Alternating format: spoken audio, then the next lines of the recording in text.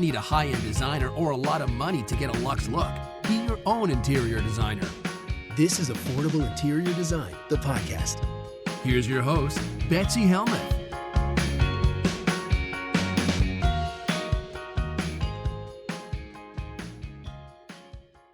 All right, for my final question of the day, I'm digging into the mailbag and answering Monica's question. Monica is writing in from Dyer, Indiana. She writes, "Thanks for the awesome podcast, Betsy. You have taught me volumes. I'm wondering about installing Craftsman-style door and window frames without necessarily having a Craftsman-style home. We love the look, but we're afraid it's going to be an issue when we go to sell our home in 5 years. Is it considered farmhouse style, which I am not a fan of? We chose and installed the plainest Craftsman style frames for our doors and windows, and we would paint them white to match the wall trim. And that will be a plain go with the frame styles." I'm not sure what that means, but there we go. Example 2 or example 4 in the attached photo is what I'm referencing.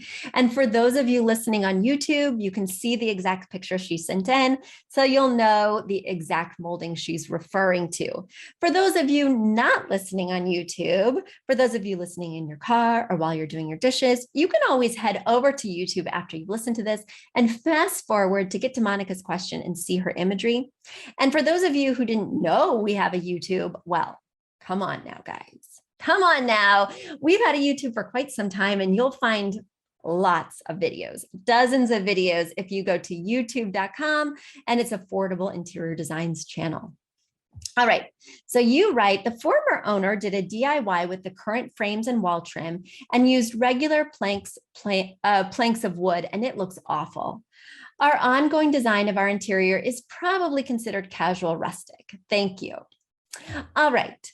Now, normally, Monica, as you know from the previous question I answered earlier today with Laurie, I would challenge your 2-word phrase, even though casual and rustic are perfectly fine 2-word phrase. You know, casual is how you want it to feel, and rustic is the style of the space.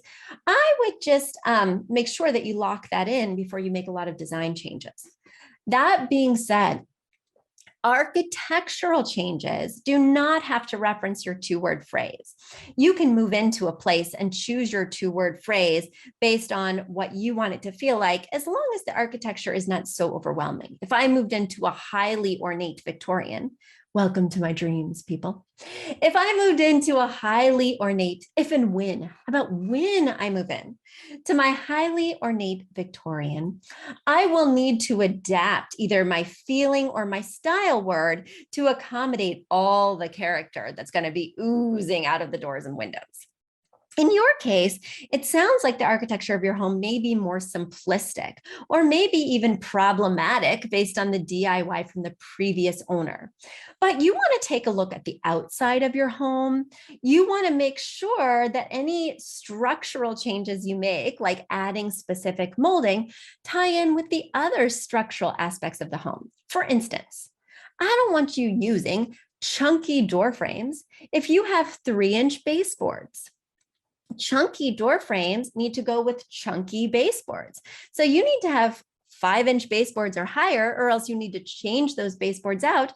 Otherwise, it's going to look like you have these big, heavy door frames with this tiny molding everywhere else. You really need to be cognizant of what else is going on in the home that you're not planning on changing. What do the kitchen cabinets look like? Is there crown molding up top? Is it quite delicate, or is it chunky and bold?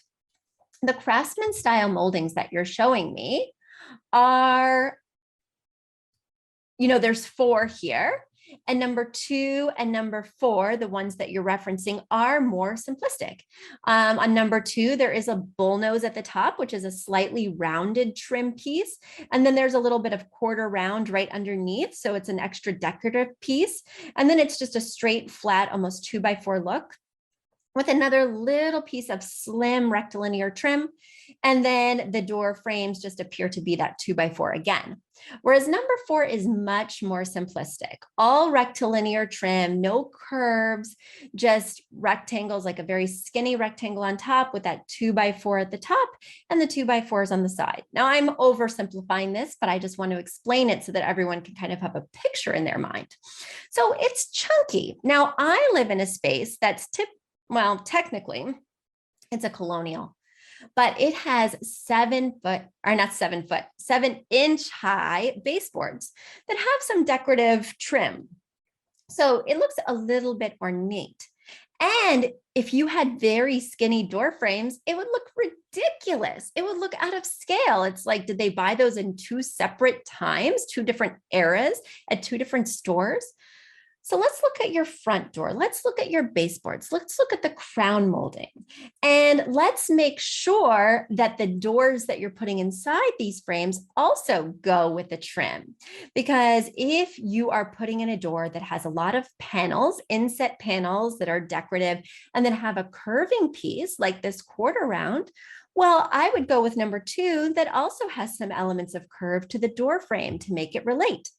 However, if your doors have panels that are shaker style like mine, they have absolutely no curves to them. They do have the panels, but they're just very simple, straight lines. Well, number 4 might actually be a better fit.